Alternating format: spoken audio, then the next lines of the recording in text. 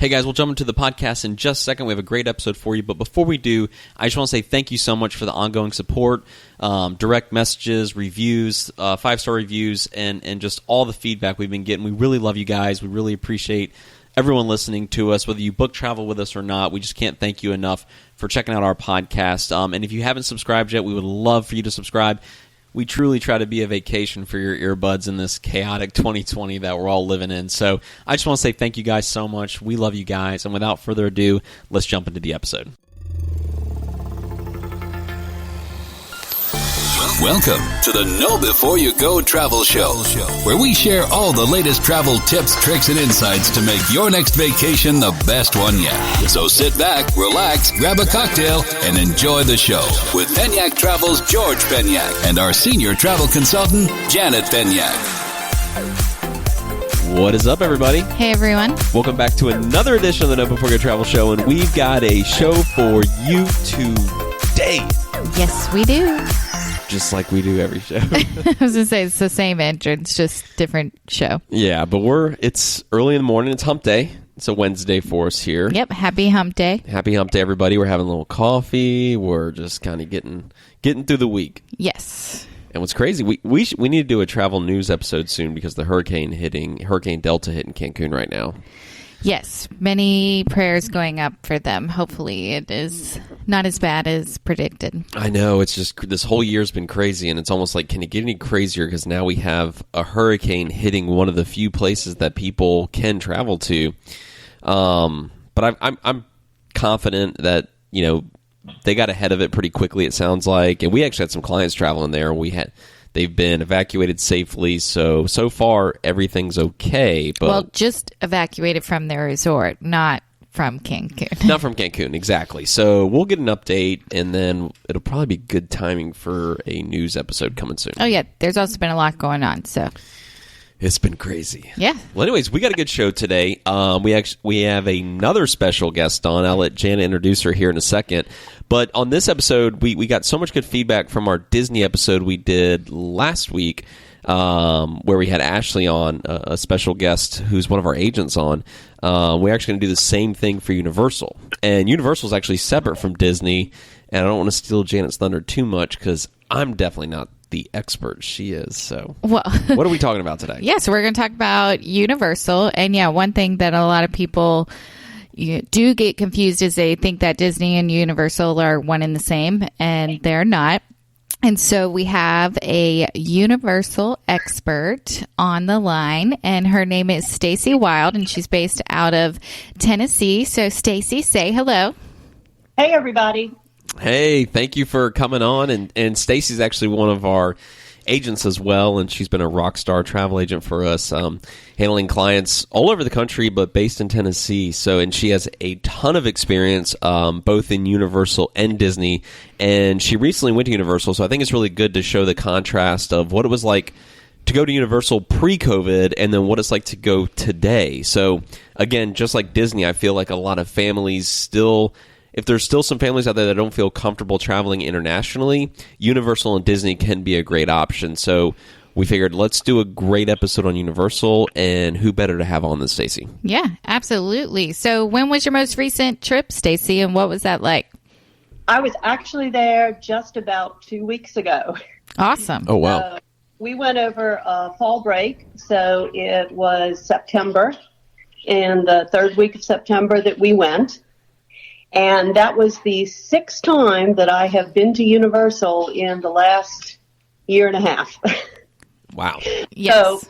So, been 3 times pre-COVID, and that was the third trip post-COVID, or in this brave new world that we're living in. So, talk a little bit about, I guess what it was like pre-COVID and some of the differences that you've seen, with your most recent trip, and was there anything different from your first trip post-COVID compared to the one that you just did 2 weeks ago? Sure. First, let me tell you why I've been so many times in the last year and a half too. And that was, I was not a big Universal fan. I've always been a Disney fan. We go to Disney every year. But it was only a year ago that we decided we'd try Universal over spring break. And at that time, we looked into purchasing annual passes because they are often a better deal, even if you're only going to do 2 days in the parks. Oh. You can usually buy an annual pass for no more than you could for the 2-day ticket. Wow. That's a know before you go travel tip right there. Yes. Yes. When we bought our annual passes in March, they were having a special where you bought a 1-year annual pass, but it was good for 18 months. Oh. And so we did a trip last year at spring break. We did another last September at fall break. Then we went back this year in March again for spring break. And we were there until the day that they closed down for COVID. We were there at Universal and at Disney. Do a lot of your clients, when you're packaging in the deal for your clients on the tickets, do a lot of your clients take advantage of that? Or is it just more of an optional thing? I mean, how many people do you think take advantage of actually buying the pass for the whole season versus just the one-time pass? I tend to steer most of my clients towards an annual pass. And I'll be honest, as a travel agent, I don't make as much money selling them an annual pass as a package. But They usually will go back again and again. Plus, the annual pass holder resort discounts are phenomenal at Universal. They're typically up to about 40%. Oh, wow. And so, like I said, the cost, I have a client going in November. They're only going for 2 days, and I priced it out for them to have gotten an annual pass and stayed one night at one of the premier hotels at Universal was actually going to be no more expensive than for them to buy a 2-day park-to-park ticket for each of them.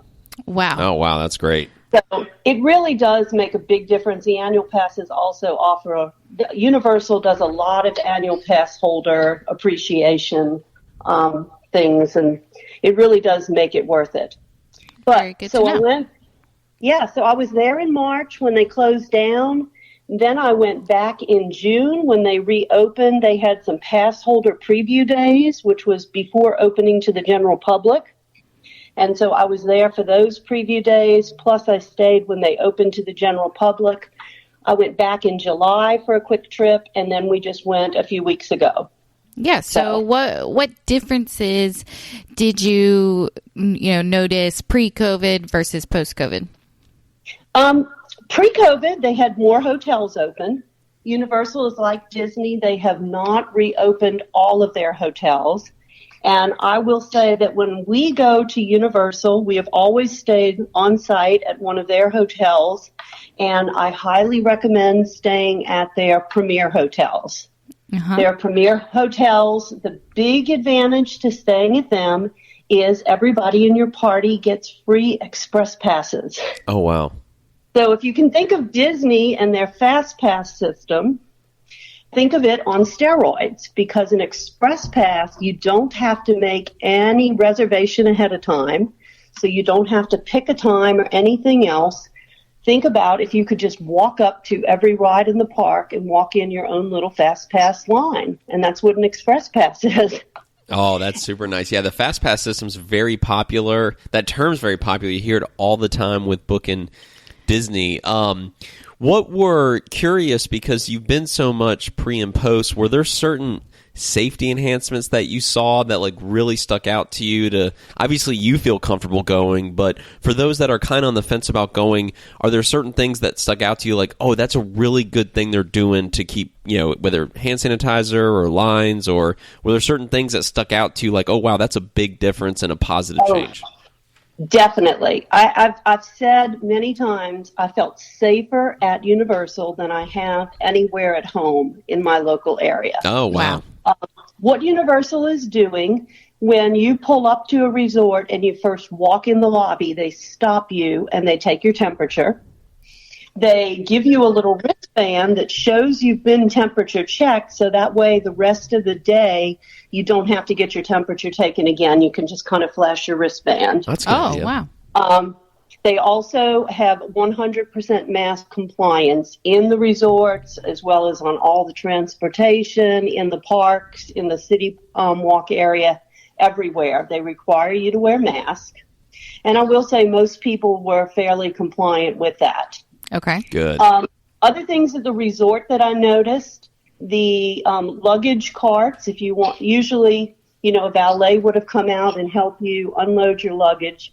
Instead, they're bringing you a cart that has been disinfected, and they're asking you to load the luggage onto it. Now, they will take it to your room if you want them to, but they'll also allow you to do that yourself. And then they disinfect the cart again before they give it to anybody else. Okay. In the rooms, they're leaving the rooms vacant for at least 24 hours between the time you check out and they'll check somebody else in. Okay. So the resort capacity is at least reduced by 50%, and probably a lot more because they just won't even go in to clean the room or anything for 24 hours after somebody checks out. Oh, wow. In the parks, and again, if you use their transportation to get to the parks, be it a boat or a bus or anything else, they do a temperature check and everything before you get on, and they require you to wear masks. They're also socially distancing you on all of the modes of transportation. Good. So they're skipping rows on the boats and things like that. When you go to the park, if you're familiar with Universal, you have to go through a city walk area before you get to the park, and you walk on some moving sidewalks to get through. They are constantly cleaning. They have somebody standing at the end with a bottle of disinfectant just spraying the handrail with a rag in their hand. Oh, wow. Continually. Everything is marked with green dots for social distancing, and they're asking people to keep 6 feet away from one another, at least groups. They're checking people's temperatures. Okay. Once you're in the park, everything, again, every queue that you go into has lines that say, please wait here. And so you basically don't step forward until the party in front of you steps forward. You're always socially distant from the other groups in the lines. Okay. They are squirting hand sanitizer in each person's hand before you get on every ride. Oh, good. Oh, wow. That's smart. They're limiting ride vehicles to one party at a time. So even if you're only a party of 1 or 2, you would get your own vehicle, even if it could potentially hold up to 10 people. They're not mixing parties. In some of the attractions, like I remember Jimmy Fallon raced through New York City, where you sit kind of like in theater-style seating. What they're doing is they'll put one party down at the end of one row, another party at the opposite end, and then they're skipping 2 rows before they start seating other parties. Yeah. So they really have been very good about the social distancing. They really are enforcing the mask wearing. The restaurants and anywhere you go, they have tables are usually blocked off every other table. They have a big red sticker, this table not available. Right. Yep. Yeah, and I heard they were doing some sort of mobile food ordering. Okay, so the mobile food ordering you do through your phone app for Universal, and then when they're seating you in restaurants, the restaurants are significantly reduced capacity. They have every other table blocked off to where nobody can sit at them. So, again, there's social distancing being very strictly enforced throughout. Awesome. Great to hear. Yeah, what did the park feel like? Because obviously they're limiting the capacity. Did it feel like wide open? Like we had Ashley on last week and we were talking with her about Disney, and she kind of said that it just felt so open. The lines were so much shorter than what she was used to, and it kind of enhanced the experience a little bit. From your perspective, what was that like? Did it feel very empty? Did it feel normal as far as like crowds and things like that? There's a difference in when you go, the feeling. During the week, the crowds are absolutely minimal. The park does kind of feel like you have it to yourself. And most of the rides are really walk-ons. I mean, 10-minute wait for everything except for Hagrid. Everybody wants to ride Hagrid. Yep. And so that one, is a little longer. But it is very empty. On weekends, the crowds have significantly picked up at Universal. And there's 2 reasons for that I think are happening. One, Universal came out with a promotion about 6 weeks ago for Florida residents It was basically buy a one-day ticket and get the rest of the year for free. Oh, wow. Oh, wow. That's a deal. So, yeah. So everybody is in school and at work during the week, but on weekends, the parks are packed. And they have actually reached capacity even when I was there 2 weeks ago. Now, they won't tell you what capacity really is right now. It's certainly not 100%. This was before Governor DeSantis opened up Florida completely and took off all the restrictions. I suspect universal capacity was probably only between 25 and 30%. Oh, wow. Okay. That's what, yeah.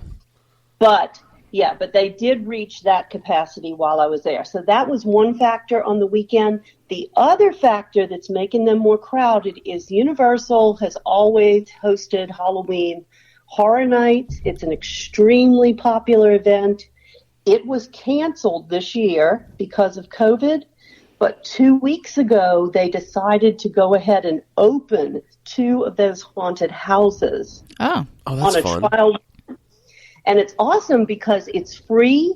You don't have to pay for the event like you would have in the past. Mm-hmm. And in talking to some of the team members at Universal, my understanding is the intent is to open up to about 5 of those houses as we go on. Oh, wow. Interesting. So they canceled like the formal Halloween event, but they're still continuing on with the other, haunted houses that'll still attract, kids and adults alike, right?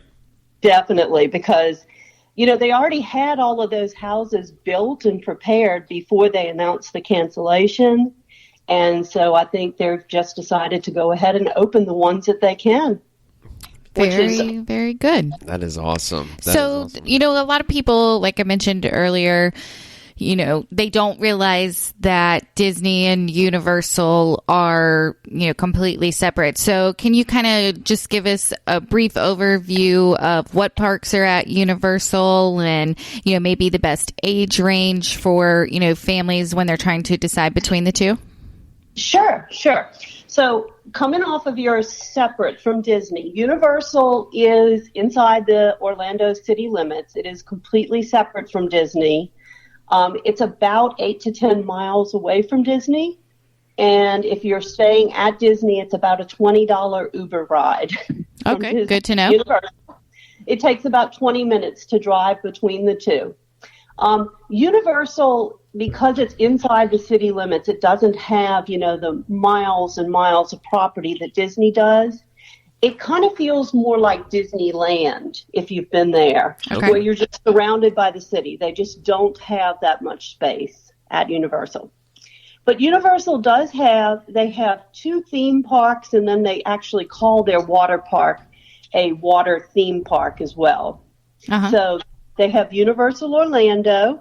They also have Islands of Adventure. And then their water park is called Volcano Bay.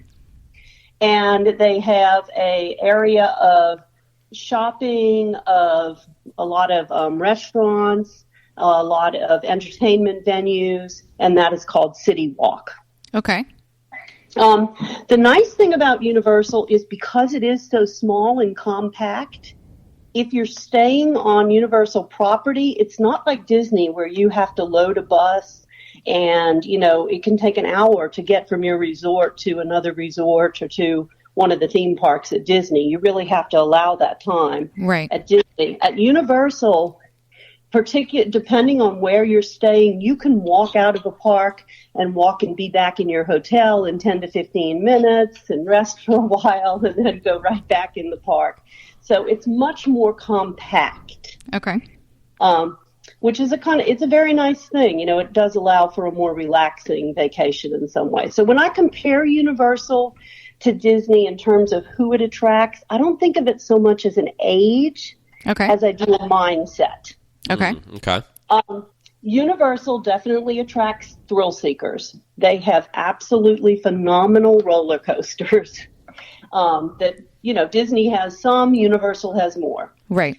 The other large segment that they attract, they are Harry Potter fans. Right. Oh, yeah. And Universal has done a phenomenal job. The first time you walk into Diagon Alley, or Hogsmeade at Universal, you will be blown away. Oh, wow. It is that great. It really is. The roller coaster enthusiasts are going to love Universal, and the Harry Potter fans are going to go crazy. Awesome. Universal, they do have children's attractions. They have a whole Dr. Seuss land, and Jurassic Park area is really themed very much for children. Okay. But what you don't see at Universal, it's not like Disney where you see huge parking lots of strollers and ECVs. Right. When you try to go through Fantasyland, you really don't see that at Universal. So I don't see Universal as much as a multi-generational family trip. Okay. As I do Disney. Right. I think Disney, and that's where the grandparents can go with the grandkids and the parents, and there's something for everyone. Yep. Right. And I think there are things for everyone at Universal, but I would not recommend it as much as I'd recommend Disney for a multi-generational family, unless Granny and Grandpa are just really into Harry Potter. Very good to know. Or they're still on the roller coasters. Yeah. That's true. I go on them all. That's great. Now, what about, how many days do you think you need at Universal when, planning a trip? Like if you want to just do, say, a long weekend, like 3-night getaway, do you think you can hit all of the attractions, in, let's say, a 2-day window? Absolutely. The two theme parks are literally right next door to each other. You can walk from one to the other in about 5 minutes. Okay. Or if you have a park-to-park pass, so think of it as your park hopper pass at Disney, you can take the train, the Hogwarts Express. Right. Between parks, and you do have to have that park hopper, they call it park-to-park pass, in order to do that. So I would think that you need at least 1 day for each of the two theme parks at Universal. Okay. And so if somebody wanted to just go do a weekend trip, I think you could do a weekend and just go to the two theme parks. Ideally, I would recommend that you maybe stretch it to 3 days so that you could go back. You spend 1 day mostly in one of the parks, 1 day in the other, and then the third day going back to those things that you enjoyed the most. Okay. Very good. I also think if you wanted to include Volcano Bay, which is their water theme park, which is very different than Disney's water parks, I think if you want to include Volcano Bay, if you want to take advantage of the resort amenities, if you want to go see Blue Man Group, if you want to play putt-putt, go to the movies, take advantage of the nightlife, there's a Margaritaville restaurant, there's a Pat O'Brien's restaurant. Oh, I love Margaritaville. There's all kinds of things in City Walk. Then I do think you could easily stretch a trip to 4 to 5 days. Okay. Very good to know. And is the water park open right now? The water park is open, but it has very significantly reduced hours. Okay. And I expect we're going to see an announcement of closure soon. Right. Okay. I was gonna ask you, like, comparing the two experiences, if someone's been to Universal before and now they're considering going back just because they might not feel comfortable traveling internationally, is there anything that experience during COVID that are they going to miss out on anything? It sounds like it's just as good. I think you give up some things. They don't have the evening fireworks shows, just like Disney. Yep. But I'll be honest, I never stayed for the evening fireworks shows at Universal anyway. Yeah. The water parks, I do think that water park is going to be closing soon, but the pools at some of the Universal hotels are absolutely phenomenal. So I don't generally, take the time to go to the water park when I go to Universal.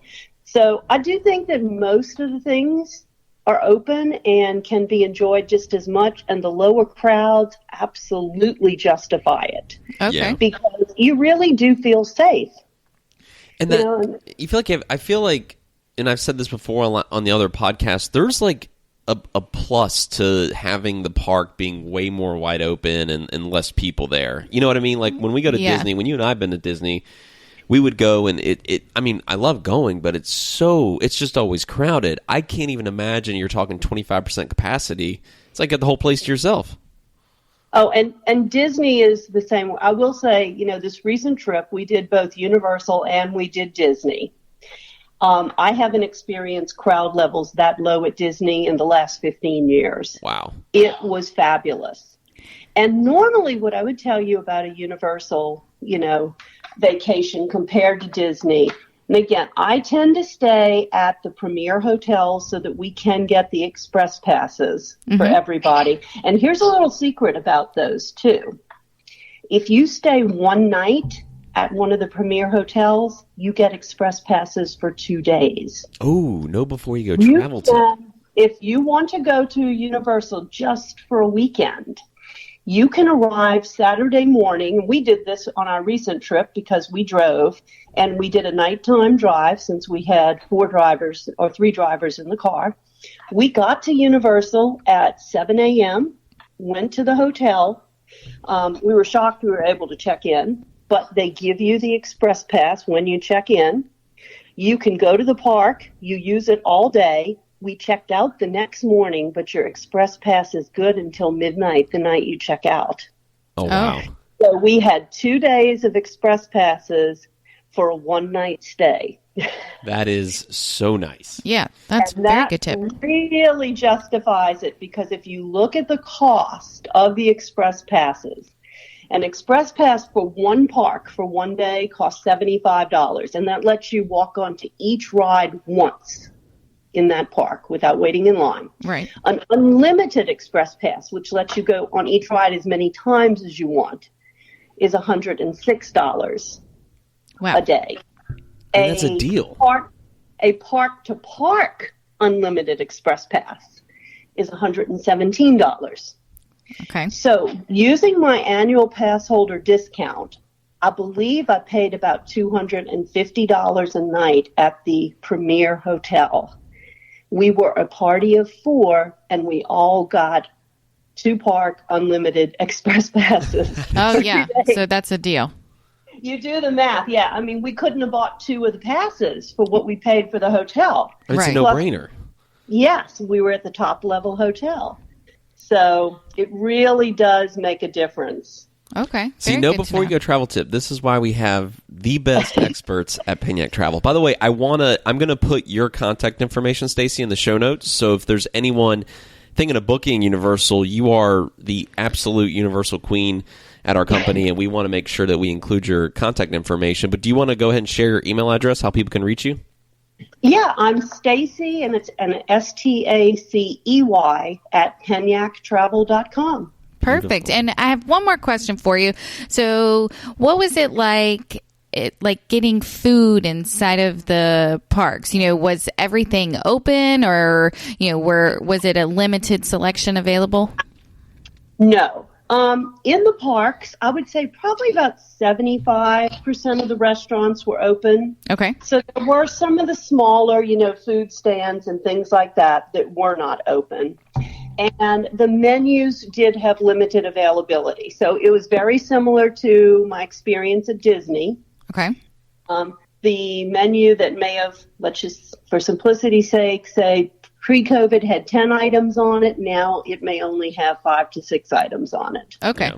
Very good to know. Yeah. So, but we were able to eat both in the parks and at our resort with no issues. We didn't have trouble doing either, and we, certainly got to enjoy both.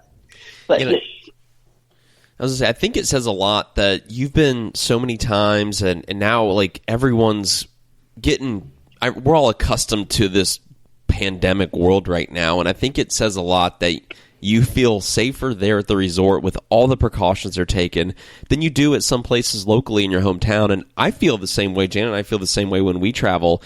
We've traveled a lot during the pandemic to various places, and these destinations are doing such a good job going above and beyond. It's safer than going to your local grocery store. At least it feels that way, because all of the precautions that you see with your own eyes, it's incredible.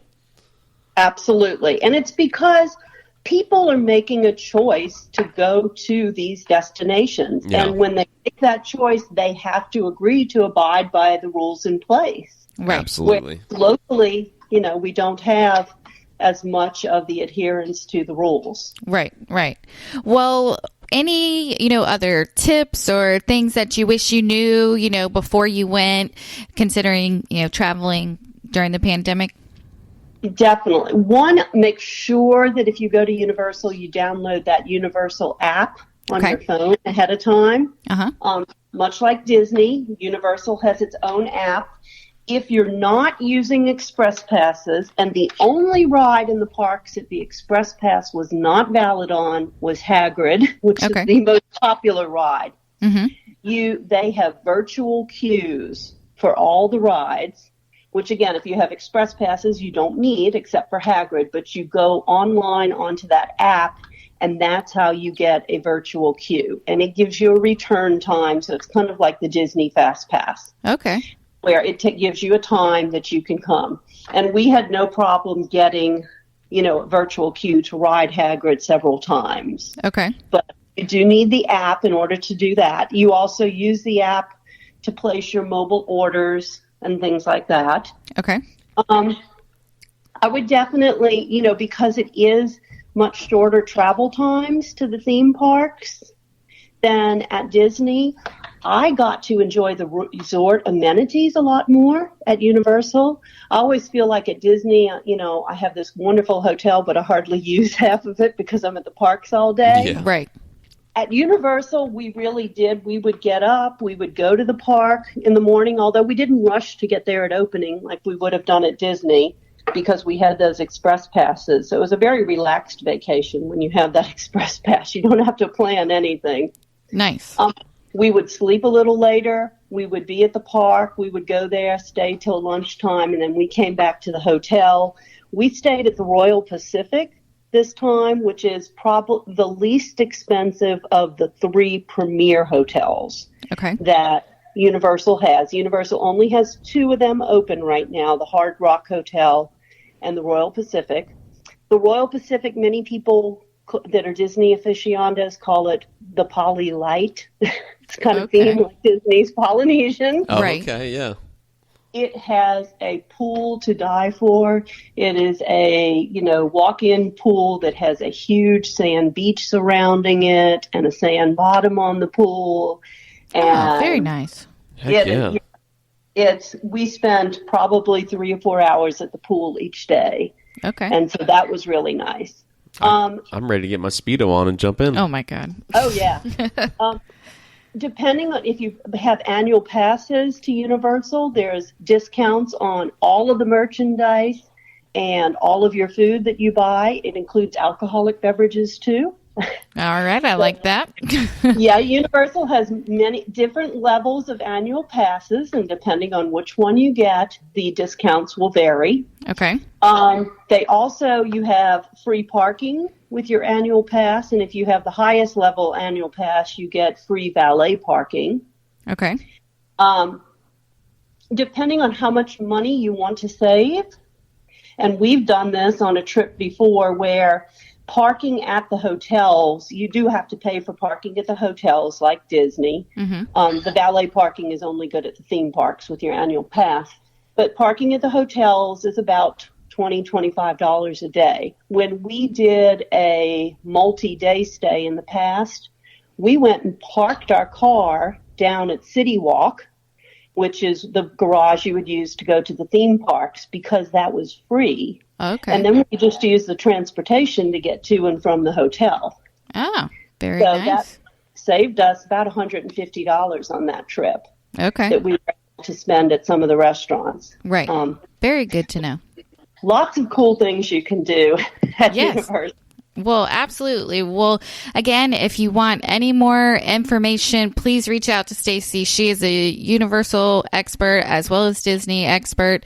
She has been to Universal many, many times. I have not been since I was a kid, like 20 years. So please reach out to her for more information. And yeah, like George said, we'll put her contact information in the show notes. But yes, Stacey with an EY at PinyakTravel.com. Absolutely. And I've got to do question of the day. Oh, yeah. What's question of the day? And Stacey can answer this as well.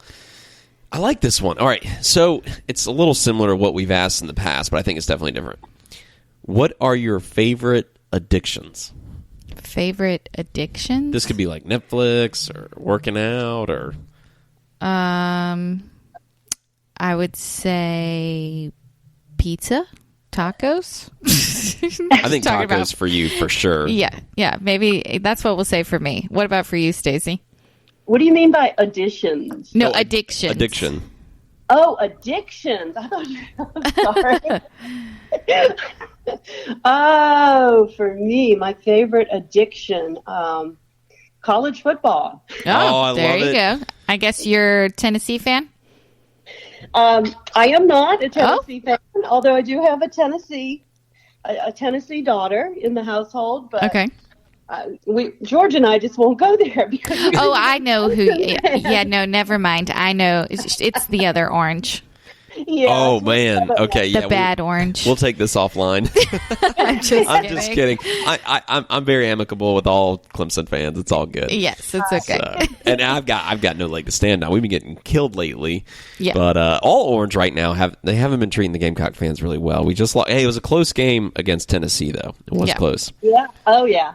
Hey. I love it. I'm gonna take Stacey's. I think college football is mine too. I'm just so glad it's back on. Yeah. I would think that's yours. It's helping me mentally unwind. There you go.